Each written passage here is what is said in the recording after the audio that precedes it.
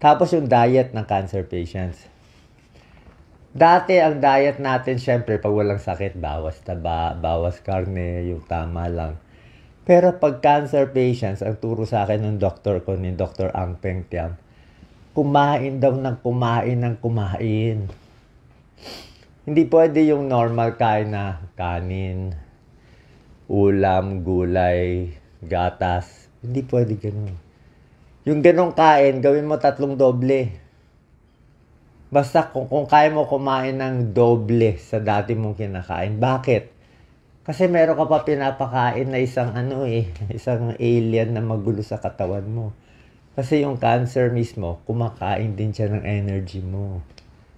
Kinukuha niya yung glucose, kinukuha niya yung pagkain mo, kinukuha niya yung lakas mo. So, dapat, sobrahan mo yung kakainin mo talaga. Tapos, babantayan mo yung timbang mo. Kaya kahit malakas ka kumain, pag yung timbang mo hindi tumataas, kulang ka pa rin. Mas bawas yung kanin, damihan yung ulam, karne. Okay lang, pork chop, sinigang, kung ano gusto mong karne. Wala mo nang bawal ngayon. Kasi kailangan natin ngayon energy eh.